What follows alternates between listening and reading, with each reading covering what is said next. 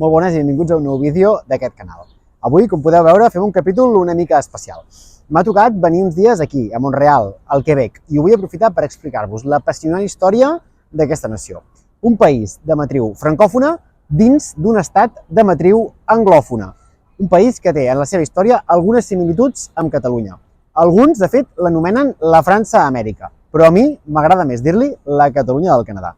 Quedeu-vos i estic segur que passarem junts una molt bona estona descobrint el seu passat i les seves coincidències i diferències amb el nostre.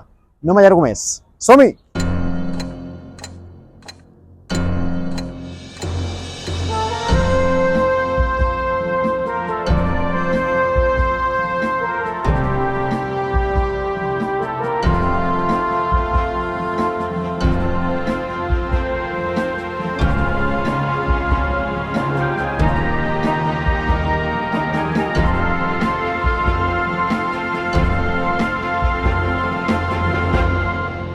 Bé, com sempre, hem de començar situant-nos en l'espai i en el temps. Quebec està situat al nord-est d'Amèrica del Nord i va ser una de les primeres colònies franceses que es va implantar al continent al llarg del segle XVI. Efectivament, com segur que heu deduït, aquest és el motiu pel qual avui en dia al Quebec es parla francès, perquè els primers que van ocupar aquesta terra i que van colonitzar-la van ser els francesos. Un dels pioners d'aquests colonitzadors francesos va ser Jacques Cartier, que el 1534 va fundar la primera colònia a Gaspé, col·locant simbòlicament una enorme creu amb 3 flors de lis. Aquest acte simbòlic, de fet, recollia dos dels elements troncals que defineixen la identitat quebequesa: la creu del catolicisme i la flor de lis, que entronca amb el record del passat i origen francès. De fet, les referències franceses arreu de la ciutat de Mont-real i del conjunt del Quebec són per tot arreu. Una d'elles és la catedral que tenim aquí darrere, la catedral de Notre-Dame de Mont-real, que evidentment està inspirada en la de París. Una altra referència simbòlica interessant és el lema oficial del Quebec, que és Je me souviens, me'n recordo. Un lema que està fins i tot recollit a les matrícules dels cotxes i que una vegada més ens recorda l'origen francès de la nació i la seva voluntat de no oblidar-ho. Des de Jacques Cartier, les possessions franceses, mica en mica, s'anirien extenent i cada vegada s'anirien fundant més colònies. De fet, el 1608 es funda la ciutat del Quebec, que acabaria sent la capital de tota aquesta colònia que rebria el nom de Nova França. Bàsicament, els principals assentaments francesos s'articulaven al voltant del riu Sant Llorenç, que d'alguna manera podríem dir que és l'espina dorsal encara avui en dia del Quebec. La presència colonial de França va durar en aquesta zona uns 200 anys, fins a la Guerra dels 7 anys. De la Guerra dels 7 anys en vam parlar ja en el vídeo sobre la Revolució Americana. Però bàsicament, resumint-ho molt, va ser un enorme conflicte que va involucrar les principals potències europees. Les possessions d'ultramar d'aquests països van fer que el conflicte s'extengués arreu del món. De fet, la Guerra dels 7 anys és una de les candidates a rebre el títol de l'autèntica Primera Guerra Mundial. El Quebec va ser també un escenari important d'aquesta guerra. De fet, en el marc d'aquest conflicte va tenir lloc el 13 de setembre de 1759 la batalla dels Camps d'Abraham. Va ser una batalla en la qual l'exèrcit francès va ser clarament derrotat pel britànic.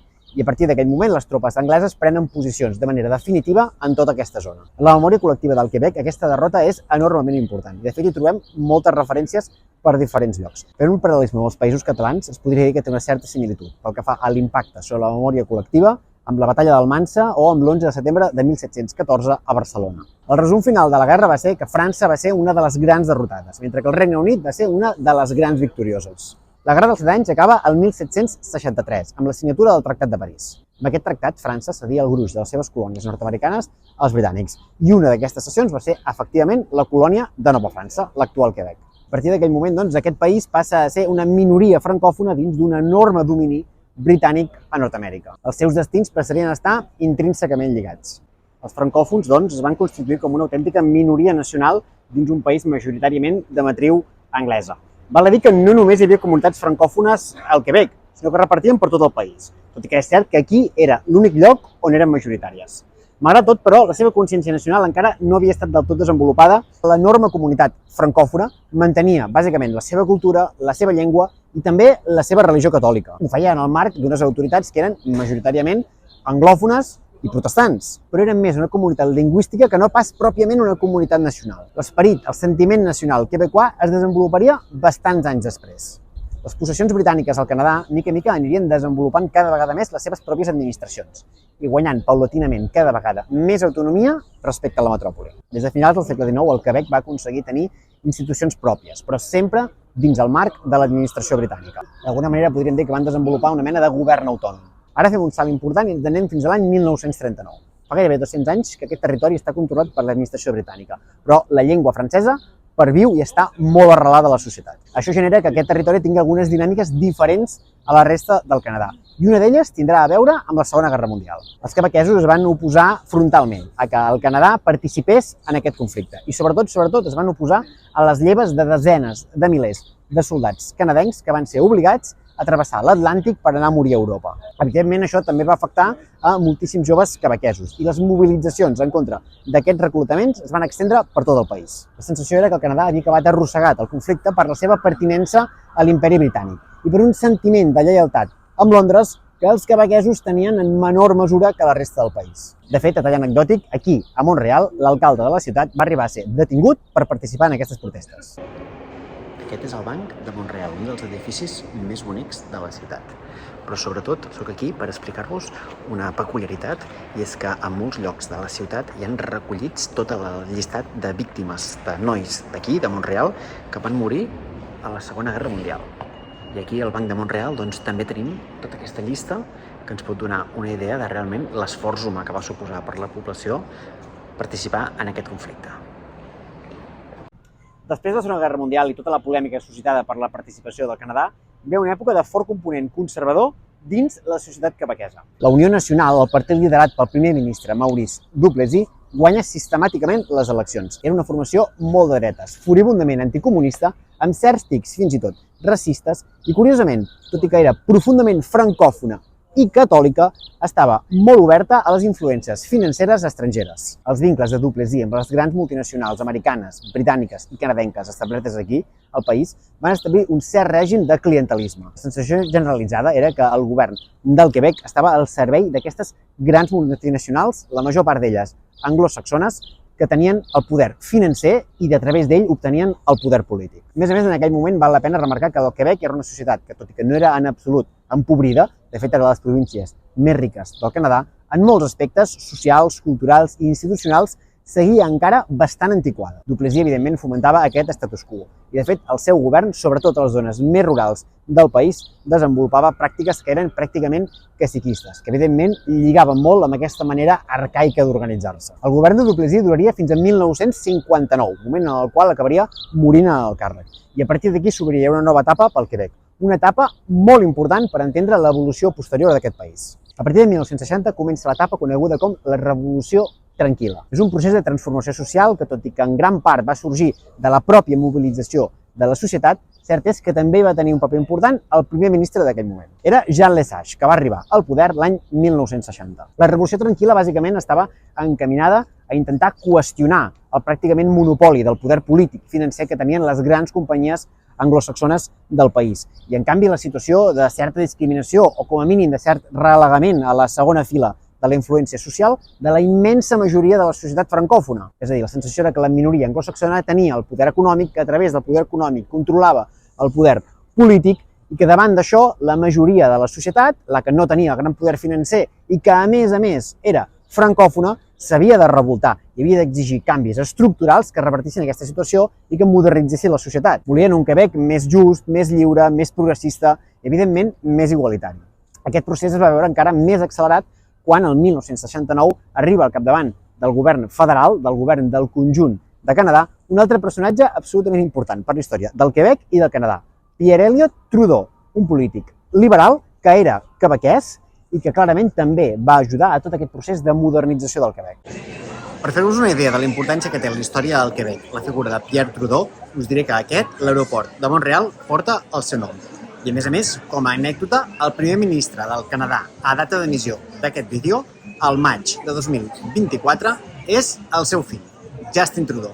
La sorpresa, però, va ser que aquest procés, que era un procés bàsicament modernitzador, va acabar desembocant també en un procés nacionalitzador. És a dir, al mateix temps que es qüestionaven aquestes estructures arcaiques i desiguals que donaven el poder a la minoria anglosaxona, tota aquesta majoria que havia estat discriminada es va donar que, a més de no tenir el poder financer, també tenien en comú tota una sèrie d'elements lingüístics, culturals i religiosos. D'alguna manera podríem dir que, mica en mica, va servir perquè anessin prenent consciència de nació. És en aquest procés també que comença a desenvolupar-se tot el procés de pròpia construcció nacional del Quebec. D'aquell moment era habitual que la població local s'autodefinís amb l'etiqueta de franco-canadencs. És a dir, canadencs que simplement tenien la característica pròpia que parlaven francès, la qual cosa els posava al mateix nivell que moltes minories francòfones que també viuen en altres províncies canadenques. En canvi, a partir de la Revolució Tranquil·la és quan es comença a desenvolupar el terme quebecois. És a dir, no només som una comunitat que parlem francès, sinó que també conformem una nació. Aquí darrere meu hi ha l'Ajuntament de Mont-real. Va ser des d'aquí, des d'on l'any 1967 va venir de visita oficial el llavors president de França, Charles de Gaulle. Va sortir al balcó i va pronunciar un discurs que va acabar amb una expressió mítica. Visca el Quebec lliure. Vaja, com tots us suposareu, la va liar pardíssima. El debat nacional estava més viu que mai i va arribar a extrems sorprenents. De fet, a finals dels anys 60 van arribar a tenir fins i tot una petita experiència amb la lluita armada. El Front d'Alliberament del Quebec, que era un grup independentista i socialista, va deixar diferents atemptats arreu del país i fins a 6 víctimes mortals. Aquests dos processos paral·lels, el de modernització i el de presa de consciència nacional, són els que desemboquen en la següent etapa que va viure el país. Tota aquesta reivindicació qui la va capitalitzar va ser el Partit Quebecois, que l'any 1976 va guanyar per primera vegada les eleccions.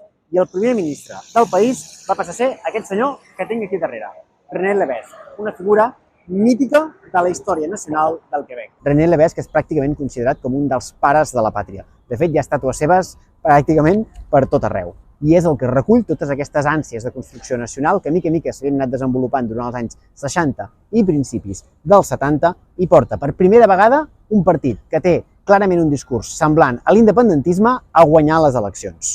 Amb aquesta força que li dona la victòria electoral, pren una decisió que segurament a molts de vosaltres us sonarà. Decideix convocar un referèndum d'independència per l'any 1980. Això, evidentment, va ser un cert daltabaix i va obrir moltíssims debats. Alguns d'aquests debats eren sobre la conveniència política d'aquest referèndum, però d'altres eren sobre si realment el govern de Quebec havia de tenir capacitat real de convocar un referèndum sobre la independència. Per sorprenent que ens pugui semblar a nosaltres, tot i que aquest tema és cert que va generar debat, la major part de partits quebequesos, fins i tot aquells que eren clarament partidaris de mantenir-se units amb el Canadà, defensaven que el govern de Quebec havia de tenir la capacitat de consultar la població local sobre el seu futur en aquest aspecte. Lévesque sabia que en aquell moment segurament el procés independentista encara no estava prou madur i, per tant, convocava el referèndum conscient que era molt possible que l'acabés perdent. Tot i així, la seva voluntat era fer un pas més en tota aquesta reivindicació nacional. Creia que era la manera més clara de posar sobre la taula el debat. Si el Quebec era realment un país, havia de tenir la capacitat de poder decidir de tu a tu quina relació volia amb el Canadà i, de fet, amb la resta de països del món. Era conscient, però, de les reticències que tenia també una part important de la població local, fins i tot de la població francòfona respecte al projecte independentista, que veien com un cert salt al buit, un projecte que generava incertesa i que no tenien del tot clar com podia acabar. Val la pena remarcar, però, que tot i que es defensava el dret a convocar el referèndum, tothom tenia assumit que aquest referèndum no era vinculant. És a dir, si sortia el sí, això no implicava necessàriament de manera automàtica la independència, sinó que en tot cas calia obrir tot un procés de diàleg i negociació amb l'estat canadenc per tal d'implementar aquest resultat. Si sumem aquests dos factors, primer, la idea de que no era un referèndum vinculant i, per tant, qualsevol resultat havia de donar lloc a una negociació, i segon, la incertesa que provocava una part important de la població del Quebec, la idea d'independència, Lévesque va optar per una formulació de la pregunta que era, si més no, rebuscada. Escoltem-la. El govern del Quebec ha fet pública la seva proposta de negociar un nou acord amb la resta del Canadà, basat en la igualtat de les nacions. Aquest acord permetria al Quebec adquirir el poder exclusiu de dictar les seves lleis, recaptar els seus impostos i establir relacions a l'estranger, és a dir, sobirania, i alhora mantenir amb Canadà una associació econòmica que inclogui una moneda comuna. Qualsevol canvi a l'estatus polític resultant d'aquestes negociacions només s'implementarà amb l'aprovació popular mitjançant un altre referèndum. En aquestes condicions, li atorga el govern del Quebec el mandat per negociar l'acord proposat entre el Quebec i el Canadà? Bé, no sé si en el cas que vosaltres fóssiu quebequesos tindríeu gaire clar exactament què esteu votant. Però en tot cas, aquesta formulació rebuscada buscava, en primer lloc, deixar clar que la conseqüència d'una victòria electoral del sí era obrir un procés de negociació amb l'Estat. I, per altra banda, aquesta formulació que no acaba de deixar clar si el Quebec passarà a ser un estat del tot independent o en tot cas serà un país que després de declarar-se independent buscarà federar-se i buscar algun tipus d'aliança amb el Canadà, etc. Doncs tot això buscava traslladar un cert missatge de tranquil·litat a tota la part de la població del propi Quebec que veia amb incertesa la independència. Era com una manera de dir, bueno, sí, serem independents, però mantindrem el contacte amb el Canadà, vull dir, tindrem el millor de la independència sense perdre tot el bo que suposa formar part de l'estat canadenc. El referèndum finalment va acabar, com de fet estava previst, amb una victòria del no. Però els resultats del sí van ser bastant bons i tothom va donar per fet que aquest era només el primer pas.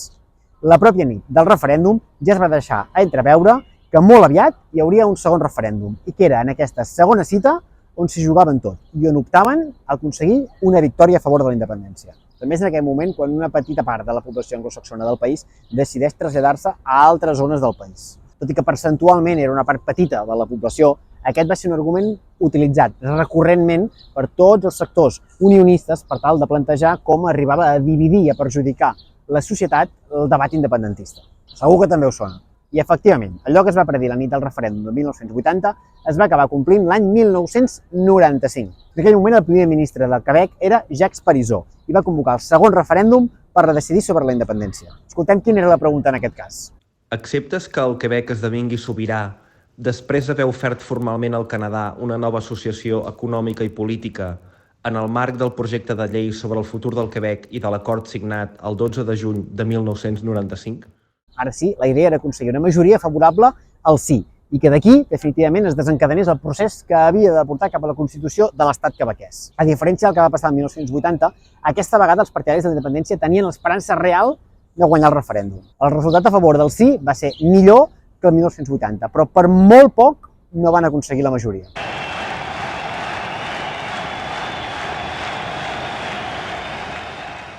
Lebesgue va comparèixer en 1980, després de la derrota, amb un cert aire de victòria, conscient que allò era només el primer pas. On a quand même réussi à indiquer clairement ce qu'on voulait. Puis on a raté par une petite marge, quelques dizaines de milliers de voix. En canvi, Parizeau compareix després de la derrota de l'any 95 absolutament abatut. És conscient que aquesta vegada no estem davant d'un pas més, sinó que potser estem davant del final d'una etapa. El govern central canadenc té clar que això del referèndum d'independència és una pedra a la sabata que d'alguna manera ha d'intentar solucionar. El primer intent de solucionar-ho és a través del propi Tribunal Constitucional canadenc, el qual li eleva una consulta perquè dirimeixi si efectivament una província de l'Estat pot o no convocar un referèndum d'independència i si després pot secessionar-se unilateralment. La resposta del Tribunal Constitucional canadenc és certament interessant. Respecte a la qüestió de la independència unilateral, deixa clar que ni el marc legal canadenc ni el marc legal internacional permeten aquesta secessió internacional. No obstant, deixa clar que si una província vol consultar a la ciutadania sobre el seu futur polític, aquesta és molt més una qüestió política que no pas jurídica i, per tant, no és quelcom que el propi tribunal hagi d'entrar a valorar. En tot cas, destaca que si a través de qualsevol mecanisme democràtic es posa en evidència una majoria democràtica en alguna de les províncies a favor d'un canvi a l'estatus quo de la relació amb el conjunt del Canadà, aquesta s'ha de vehicular a través de negociacions polítiques entre els representants regionals d'aquesta província i els representants federals del conjunt del Canadà, apel·lant a principis com el principi democràtic, el de federalisme, el de respecte a l'estat de dret i el de respecte a les minories. Aquest és, doncs, el terreny de joc que marca i, com veieu, bàsicament el que fa és passar la pilota al taulat de la política. Els diu als polítics que el que han de fer és negociar per mirar de trobar sortides pactades i dins de la llei a les reivindicacions legítimes de la ciutadania. Aquesta sentència és de l'any 1998 i l'any següent, el 1999, el govern canadenc donaria una resposta legal a aquesta qüestió. La decisió del govern canadenc no va ser enviar un creuer pintat de piolín carregat de policies canadencs al Quebec, sinó aprovar la llei de claredat. La llei de claredat, bàsicament, era un text legal aprovat en el Parlament Federal, en el Parlament del conjunt del Canadà, que el que feia era establir bàsicament quines eren les bases legals sobre les quals una província podia iniciar el procés per consultar a la ciutadania sobre la seva pertinença al conjunt de l'estat canadenc i, en tot cas, quins eren els principis, els condicionants de majories, de participació, etc., que calia complir per tal de que efectivament es considerés que la ciutadania havia donat un mandat a favor d'una opció o de l'altra. Vaja, es posaven les condicions sobre les quals la ciutadania de qualsevol província, però bàsicament pensant en el Quebec, podia efectivament demanar iniciar un procés d'independència. Evidentment, eren condicions complexes que estaven pensades en favor dels interessos del govern canadenc. De fet, la llei de claredat va ser bastant mal rebuda pel govern quebequès. A més, plantejaven que aquesta qüestió no era el Canadà on s'havia de decidir, sinó que era al Quebec i en el marc de les institucions quebequeses. Malgrat això, val la pena remarcar que sigui per la pròpia dinàmica interna dins del Quebec o sigui pels efectes de la llei de claredat, des de 1995 no hi ha hagut cap altre referèndum d'independència. El que sí que s'ha mantingut és una forta reivindicació nacional quebequesa, cosa que es veu en àmbits com són, per exemple, les lleis lingüístiques. Aquí el tema del francès com a llengua oficial se'l prenen molt seriosament. En primer lloc, recordar que el francès és idioma oficial a tot el Canadà i en el cas concret de Quebec és gairebé una religió. Un dels exemples de com de seriosament ens prenen aquí a Quebec el tema lingüístic és la normativa pel que fa a l'etiquetatge. Tots, absolutament tots els productes han d'estar etiquetats com a mínim en francès. I efectivament hem vingut aquí a un supermercat i es compleix. Tots, absolutament tots, estan o en els dos idiomes o només en francès.